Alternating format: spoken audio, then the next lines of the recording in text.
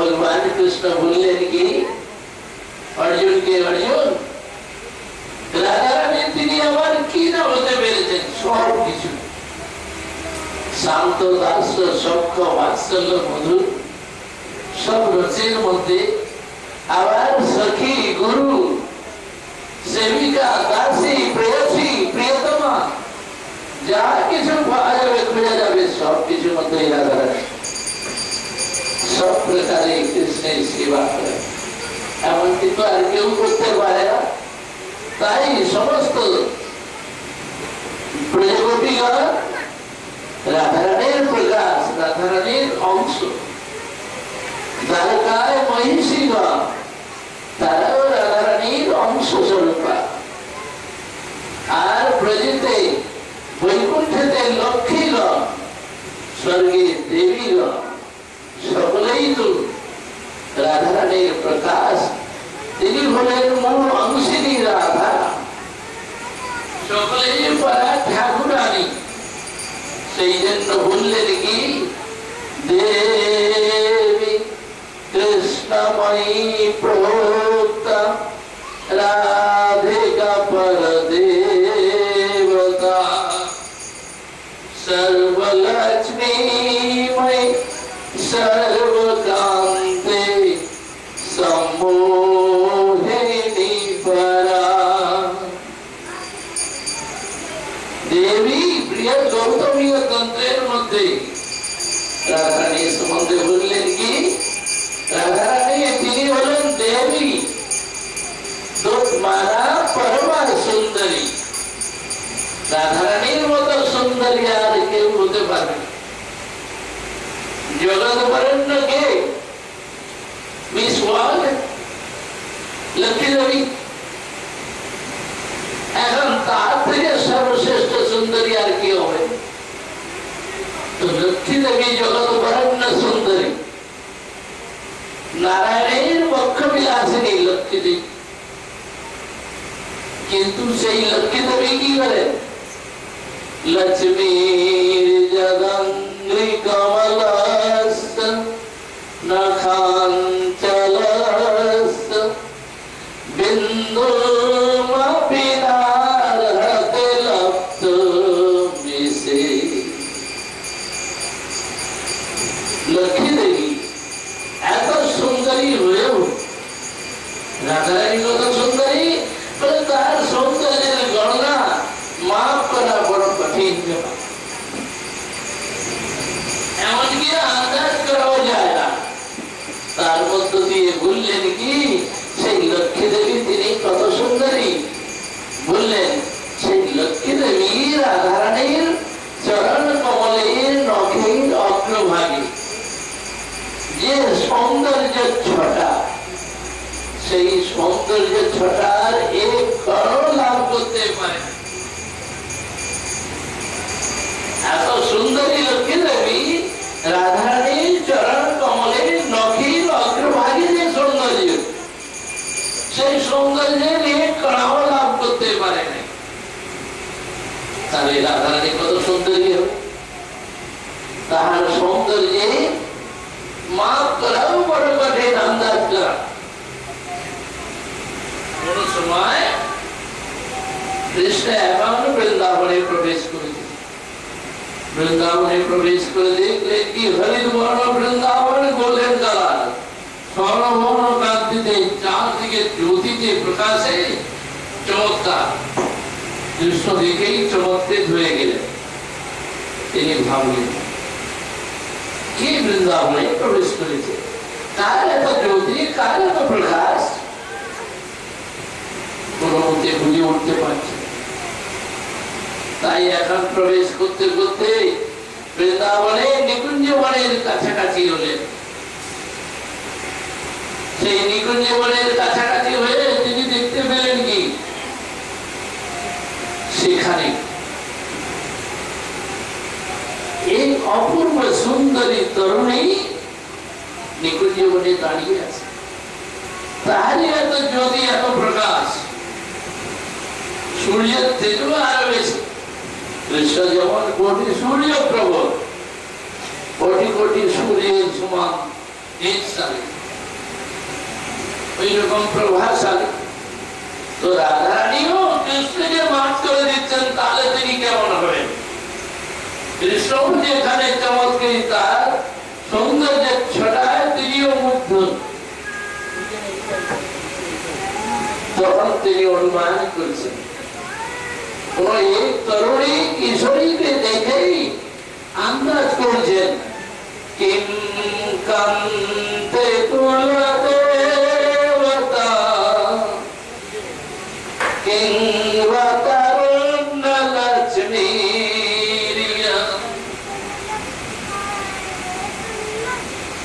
এই দেবী কে?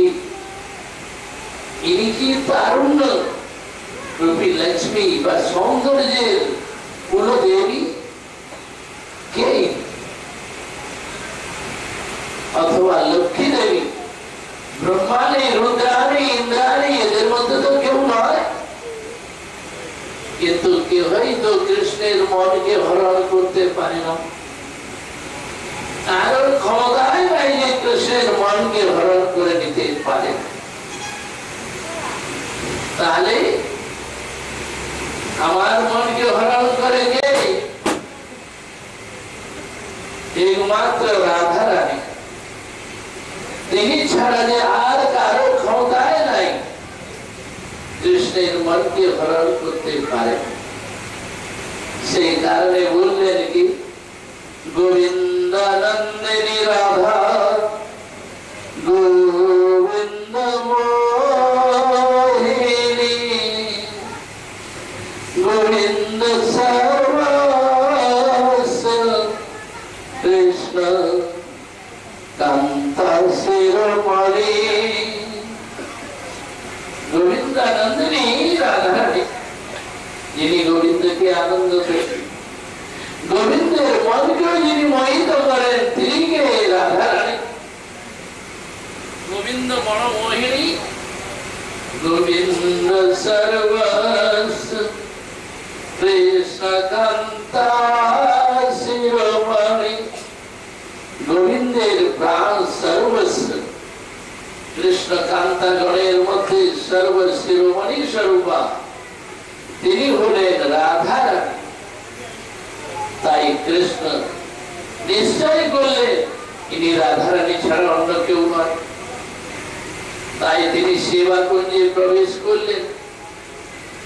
সেবা কুঞ্জে প্রবেশ করেই তিনি এখন রাধারানীর নিকটে আসলেন।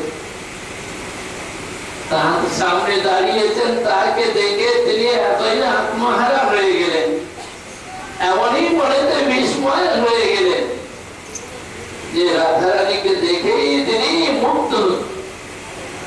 আর সেই মুগ্ধতায় তিনি নিজেকেও হারিয়ে ফেললেন। কৃষ্ণ এখন রাধারানীকে দেখে দাঁড়িয়ে দাঁড়িয়ে মূর্ছা হয়ে গেল। মূর্ছা হয়ে যেতে হলো কি, কৃষ্ণের আর হোশ নাই।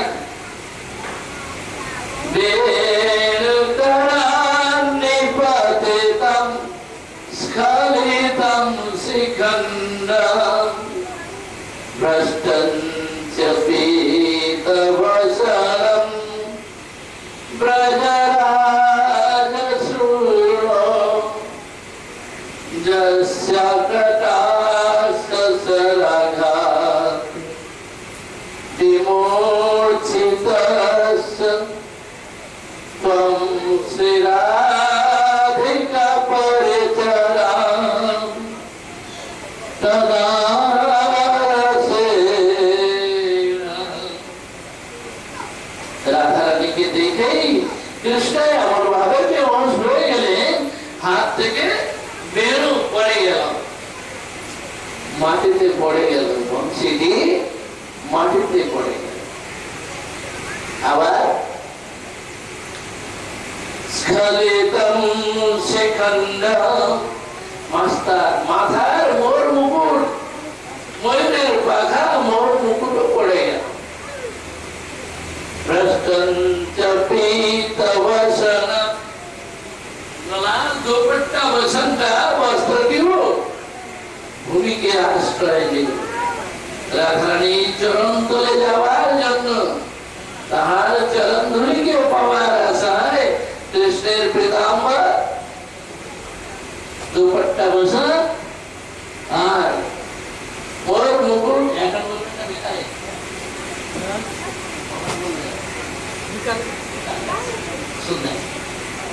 তো ময়ূরের পাখা, আবার কৃষ্ণের উত্তরীয় বসা, অপরদিকে বেণু রাধারানীর শরণাগত, তাহার চরণ ধুলির শরণাগত হল।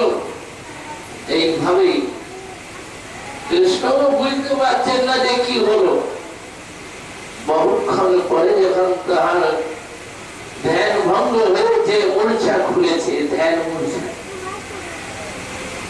তখন তিনি দেখছেন, দেখে তিনি লজ্জিত হয়ে গেলেন। লজ্জিত হয়ে কি করছেন, বললেন এ কি হলো আমার, আমি যে বেহুশ হয়ে গেছি রাধারানীকে দেখে।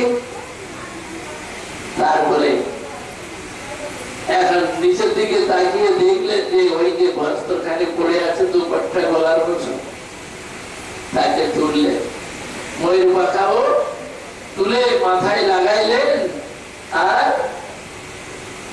গলবস্ত্রটি গলায় লাগাইলেন। কিন্তু একটা জিনিস, বাঁশি আর নাই। যখন কৃষ্ণ ওই দাঁড়িয়ে দাঁড়িয়ে মূর্ছা হয়ে গেছেন, এমন সময় হাত ঝুঁকিয়ে একটু ঝুঁকে গিয়ে বাঁশিটা তুলে নিয়েছে, নিয়ে পিছন দিকে করে দিয়েছে। পিছন দিকে করতেই এখন সবিনয় এক করে হাতে হাতে নিয়ে নিয়েছে। সবাই তো দাঁড়িয়ে আছে আর হাতে হাতে বাঁশিটি চলে গিয়েছে। সে যে অনেক দূরে, অনেক পিছনে চলে গেছে, বুঝতেই পারছেন। এখন বাঁশিটি না পেয়ে তখন কৃষ্ণ রাধারানীর কাছে উন্নয়ন করছে, রাধে তুমি আমার বাঁশিটি নিয়ে নিয়েছ, দিয়ে দাও। রাধারানী বলছেন আমি এদিক ওদিক কোথাও যাই নাই, তোমার বাঁশি আমি নিলাম কি করে, আমি তো তোমার বাঁশি নেই নাই। যদি বাঁশি নিয়ে থাকি তুমি আমাকে দেখো, খুঁজে বার করো। তখন কৃষ্ণ এখন রাধারানী যায় হাত দিয়ে চারদিকে খুঁজছেন কোথায় আছে, কোথাও কাপড়ের মধ্যে বাঁশি আর পাওয়া গেল। রাধারানীকে খুঁজে পেলেন। তারপর অন্যান্য সখীদের দিকে যেমনি তাকিয়েছেন, তারা বলছে হ্যাঁ হ্যাঁ আমি দেখো দেখো, আমি দেখো তোমার বাঁশি যদি আমাদের কাছে থাকে দেখে না ভালো করে। এখন সবাই এখন সামনে এগিয়ে আসছে, কৃষ্ণ এখন দেখছে কিন্তু কোথাও আর বাঁশি পেলেন না। এইভাবে কিছুতেই যখন বাঁশি আর পাচ্ছেন, তখন কি করলেন, কৃষ্ণ এখন রাধারানীর কাছে অন্যায় বিদায় করছেন, রাধে ডালো না বাঁশুরি মেরি, রাধে আমার বাঁশুরিটা দিয়ে দাও। সেই বাঁশুরি বিনা আমি যে গোধানকে একত্রিত করতে পারবো না। তারা তো কন্ট্রোলে থাকবে না, সখাগণ তারা কন্ট্রোলে থাকবে না, আর সখীগণের মনকে আমি বা কি করে হরণ করবো। তাই বাঁশির জন্য কাঁদছে। আর রাধারানী বলছেন তখন রাধারানী সায় পেয়ে রাধারানীর কিঙ্করীগণ সখীগণ তারা বলছেন হে শ্যাম সুন্দর, তোমার বাঁশি তো এক কাঠ বাঁশের টুকরো, এক টুকরো বাঁশের বাঁশ, তার কানা কৌড়িও মূল্য নাই। লোকে বাঁশকে বাইরে ফেলে দেয়, ঘরে না কেন বলে অপবিত্র বাঁশ বাইরে ফেলে রাখ, তাই বাইরে ফেলে রাখে। আর তুমি সেইটি নিয়ে কখনো কোমরে গুলিয়ে রাখো, কখনো মুখের মধ্যে লাগিয়ে তুমি আদর সুদাই পরিপূর্ণ করো। আরে এই অপবিত্র বাঁশটা চলে গিয়েছে তো ভালোই হয়েছে, তুমি তো রাজকুমার, তুমি তো যুবরাজ, এখন আগে গিয়ে তুমি তো রাজা হবে, রাজা হয়ে তুমি প্রজাদের কেমন করে পালন করবে। এমন তুমি কঞ্জুস কৃপণ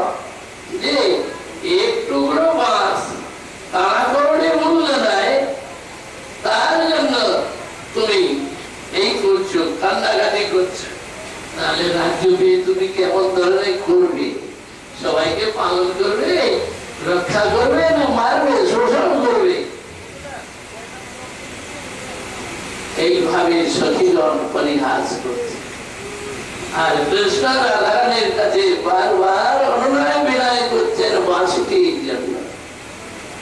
এইভাবে ভগবান শ্রীকৃষ্ণ রাধার প্রেমের তিনি অধীন। তাই বললেন কি, দেবী দূতমালা পরমা সুন্দরী, কৃষ্ণ ক্রীড়ার বসতি নগরী। কৃষ্ণের যাবতীয় ক্রীড়াস্থল, তাহার আশ্রয়স্থল রাধারানী। তাকে দিয়ে তো তার সমস্ত লীলা হয়। তাই বললেন কি, দেবী কৃষ্ণময়ী রাধিকা পরতে, তিনি যে কৃষ্ণময়ী, কৃষ্ণ যাহার বাইরে এবং ভিতরে সর্বক্ষণ তিনি কৃষ্ণতে আবিষ্ট। কৃষ্ণ ছাড়া যে তিনি অন্য আর কিছুই জানেন না। সেই জন্য তিনি যে কৃষ্ণময়ী, শ্যামময়ী, শ্যামা তিনি, রাধারানী তিনি হলেন শ্যামা। তো এইভাবে শ্যামা রাধারানী সর্বক্ষণ তিনি নব কিশোরী, কিশোরী রূপী। তার মধ্যে বার্ধক্য ইত্যাদি আসে না, প্রৌঢ় ভাব যারা ইত্যাদি আসে না। কেন? রাধারানী সব সময় দেখতে 12 বছরের মেয়ে, ওই 12-14 বছরের মেয়ে শাড়ি পরা। এইভাবে রাধারানীকে দেখা যায়। তো তিনি এখন কি করলেন? কৃষ্ণময়ী। উদ্ধবকে বললেন কি, উদ্ধব শ্যামমদা শ্যামতল, শ্যামহি আমার ধন, আঠ জাম উদো হবে, শ্যামহি সুকাম। শ্যাম আমার তন, শ্যাম আমার মন, শ্যাম সুন্দর কৃষ্ণ আমার প্রাণ সর্ব। आठ जाम उदो हमें श्याम ही सुकाम।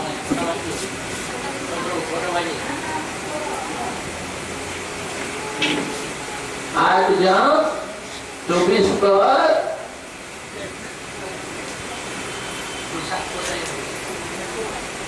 भोग लेके गए।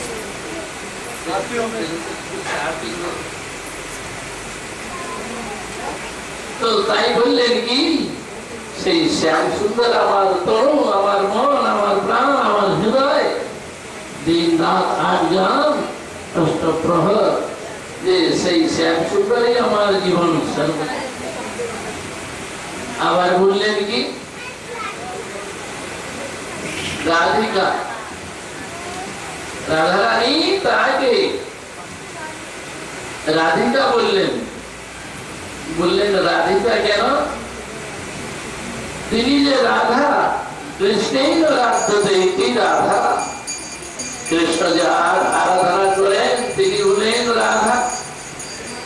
আবার রাধিকা কৃষ্ণ বাঞ্ছা পড়তে করে আরাধনে, অতএব রাধিকা নাম পুরাণে বেখান। কৃষ্ণের যাবতীয় ইচ্ছা অভিলাষা রাধারানী পূরণ করেন, আর কেউ করতে পারে না। সেই জন্যই তাকে রাধিকা বলা হলো। কৃষ্ণ বাঞ্ছা পড়তৈব রাধিকৈকানচন্ন, দৃশিতরলতা জিম কেশি জৈম্বম কুচি নিষ্ঠুরতা। কৃষ্ণ বাঞ্ছা পূর্তৈব রাধিকৈকানচন্ন, যার নেতৃত্বে তরল তারল্য চঞ্চলতা, কেশে জৈম্বম ঘুঙরালো কেশ। আবার সেই রাধারানী কৃষ্ণের সমস্ত প্রকার ইচ্ছা অভিলাষা পুরা করতে যিনি সমর্থ। তিনি হলেন রাধা। সেই কারণে বললেন কি বৃষভানন্দিনী রাধা তিনি বড় দেবতা ঠাকুরানী কৃষ্ণেরও অধীশ্বরী, আবার তিনি সমস্ত লক্ষ্মী গণেরও মহালক্ষ্মী।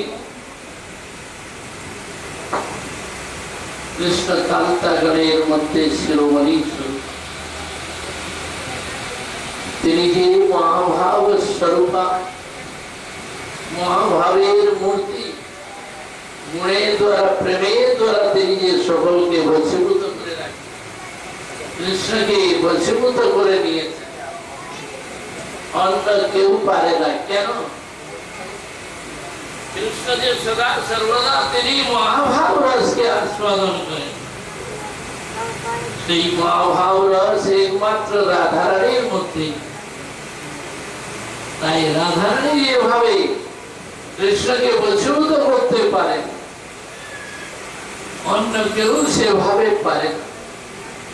সেই জন্য কৃষ্ণ বশীকার ক্ষমতা কার মধ্যে? রাধারানীর মধ্যে। আবার তিনি সপ্ত সিন্ধু রাধা, সপ্ত সমুদ্রবতী রাধা। আর যত আছে সকলে এই যে পুকুরের মতো, এখন ঝিল, সরোবর, নদী, তরাগ ইত্যাদি এইরকম। রাধারানী তিনি কি? তিনি হলেন সমুদ্র। তো পুকুর আর ডোবার জল, নদীর জল, কলসির জল, তারা কি আর সমুদ্রের সঙ্গে তুলনা করতে পারে? কোনদিন পারে না। অতএব কেউ যে বড় শক্তি কৃষ্ণের সঙ্গে রাধারানীর সঙ্গে সমতা করতে পারে। এই জন্য রাধারানী তিনি হলেন মহাভাবের সমুদ্র, গুণের দ্বারা প্রেমের দ্বারা তিনি সর্বশ্রেষ্ঠ। সেই কারণে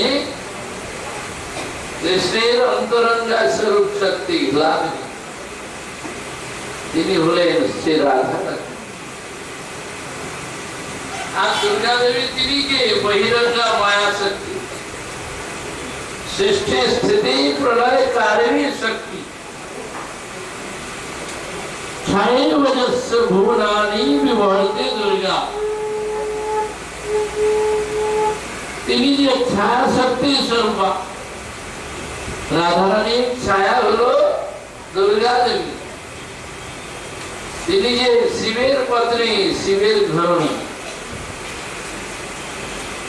এখন শিবের ধরণী, আবার কৃষ্ণের তিনি পত্নী নন, তিনি কে? অনুজা, বিষ্ণুর অনুজা বোন। কৃষ্ণের বোন হলেন যোগ মায়া। সেই জন্য অনেকে বলেন যে কৃষ্ণ সেই কালী, যেই কালী সেই কৃষ্ণ, কালী কৃষ্ণ বলে না? কালী কৃষ্ণ বলে কিনা? বহু লোকে বলে থাকে শুনতে। এখন ভাই বোনে তো এই ভেদ নাই, কিন্তু কৃষ্ণ আর কালী এক হবেন কি করে? তিনি কে? শিবের পত্নী। তো কৃষ্ণের সঙ্গে এক হতে পারেন। আবার তিনি কৃষ্ণের বোন, যশোদা মায়ের থেকেই জন্ম নিয়েছে। তো কৃষ্ণ তো আগে কি করে অর্ধাঙ্গিনী করবেন, তার সঙ্গে রাজ করবেন? সে তো সম্ভব নয়। কিন্তু তিনি কি?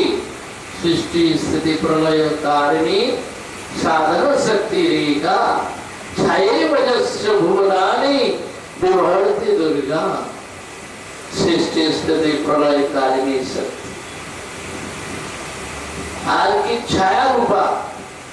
তিনি যে রাধারানীর ছায়া স্বরূপা, বহিরঙ্গা শক্তি দুর্গা দেবী। তাকে দুর্গা বলা হলো। বলে দুর্গা কেন বললেন? এই ব্রহ্মাণ্ড রূপী দুর্গের অধিষ্ঠাত্রী রক্ষয়িত্রী জগৎ জননী মা দুর্গা। दुर्गा देवी के माँ बोला, राधा रानी के की बोला, माँ बोले कि ना?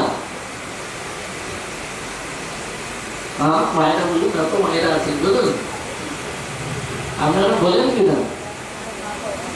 राधा रानी के माँ क्या ना बोले ना? हमारे देश सर्व जगतेर माता राधा रानी के तो माँ बोला है ना, तेरी तो कन्या তাই তাকে মা বলবে কি করে? যিনি সন্তানের জন্মদাত্রী তিনি হলেন মা,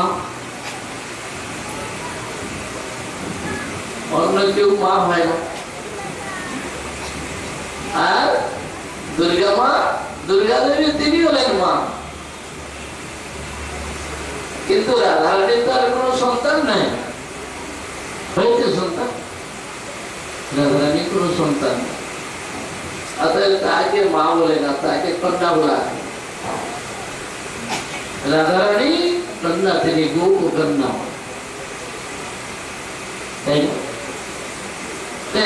विवर्ती दुर्गा, एक ब्रह्मांड रूपी दुर्गे अधिष्ठात्री देवी।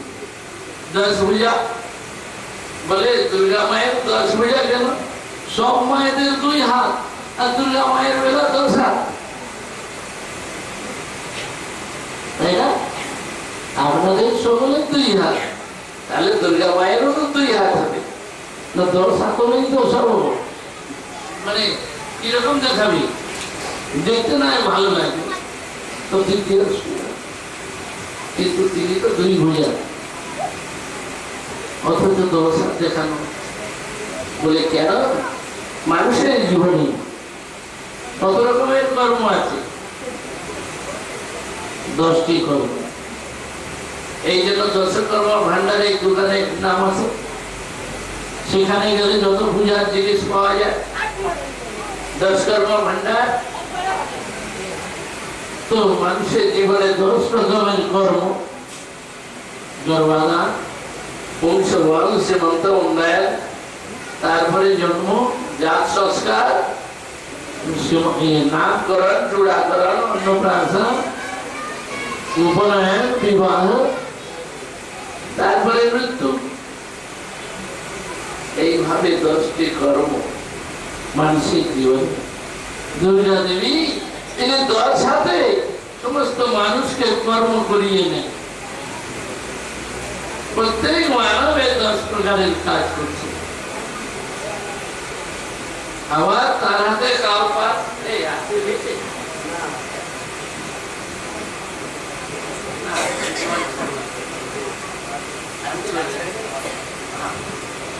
তো এইভাবে দুর্গা দেবী ভগবান কৃষ্ণের ইচ্ছা অনুরূপ তিনি চলেন।